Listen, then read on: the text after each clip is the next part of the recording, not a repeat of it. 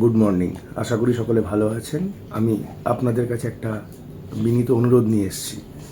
আপনারা জানেন যে কলকাতা লিগ বা সিএফএল এর খেলা বেশ কয়েকদিন ধরেই চলছে এবং আজকে কল্যাণী স্টেডিয়ামে অনুষ্ঠিত হতে চলেছে বাঙালির মহারণ ইস্টবেঙ্গল বনাম মোহনবাগানের ডার্বি। আজকে 26 জুলাই বিকেল 5:30 থেকে কল্যাণীতে ইস্টবেঙ্গল বনাম মোহনবাগান, ভারতবর্ষের এবং পশ্চিমবাংলার সবথেকে হাই ভোল্টেজ ফুটবল ম্যাচ।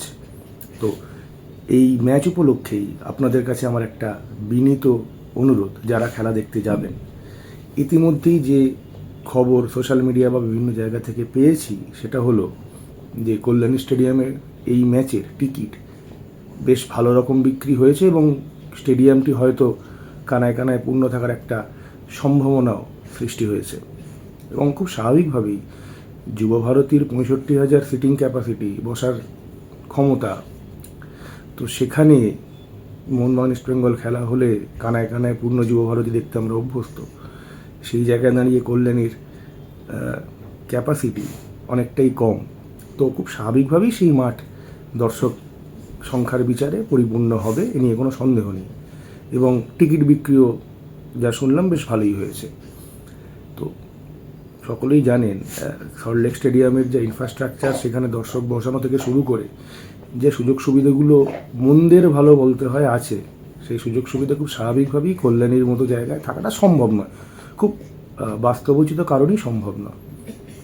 আর সেই কারণেই অনুরোধ যে ইস্টবেঙ্গল এবং মোহনবাগান সমর্থকরা মাঠে যাবেন খেলা দেখতে, দলের হয়ে গলা ফাটান, খেলার ওই 90 মিনিট চরম প্রতিদ্বন্দ্বিতাপূর্ণ একটা আবহাওয়া উপহার দিন বিপক্ষ দলকে, অবশ্যই করবেন। কিন্তু খেলার 90 মিনিটের বাইরে দয়া করে কোনো রকম গণ্ডগোল, অশান্তি, ঝামেলায় জড়াবেন না, কোনো রকম প্ররোচনায় পা দেবেন না। কারণ দেখেছেন তো যুবভারতীতে এত নিরাপত্তা, এত ইনফ্রাস্ট্রাকচার সব কিছু সত্ত্বেও লাস্ট কয়েকটা ডার্বি, বেশ কয়েক বছর ধরে প্রতিটা ডার্বির পরে কিন্তু বেশ কিছু ঝামেলা, অশান্তির খবর আমরা পাই, যেটা একেবারেই কাম্য নয়। তাই আপনাদের কাছে হাত জোড় করে আমার অনুরোধ, দয়া করে শৃঙ্খলা বজায় রাখুন এবং কোনো রকম অশান্তি করবেন না, কোনো রকম প্ররোচনায় পা দেবেন না, আপনাদের কাছে আমার একান্ত অনুরোধ। আর আরও একটা কথার সঙ্গে যোগ করব, মোহনবাগান ইস্টবেঙ্গল দুটো টিমই কলকাতা ফুটবল লিগে মূলত ছোটদেরকে, অর্থাৎ জুনিয়র প্লেয়ারদেরকে সুযোগ দেয় এবং তাদের উঠে আসার মঞ্চ হিসেবে এই কলকাতা ফুটবল লিগ তারা ব্যবহার করে। অথচ হঠাৎ করে ডার্বির আগে দুটো দলেই, ইস্টবেঙ্গলে যেমন দেবজিৎ ঘোষ থেকে শুরু করে লালিন্ডিকা, এডমান্ড, মার্কজো, আরও নানা সিনিয়র ফুটবলারকে সই করানো হলো, রেজিস্ট্রি করানো হলো। একইভাবে মোহনবাগান সুয়েল ভাট, কিয়ান নাসিরি, দীপেন্দু সহ সিনিয়র টিমে, আইএসএলে যারা খেলবে, যারা মূল দলে খেলবে, যারা ইতিমধ্যেই পরিপক্ক ফুটবলার হিসেবে, যাদের এই মুহূর্তে উঠে আসার মঞ্চ আজ যাই হোক কলকাতা ফুটবল লিগ হতে পারে না, তাদেরকে রেজিস্টার করালো।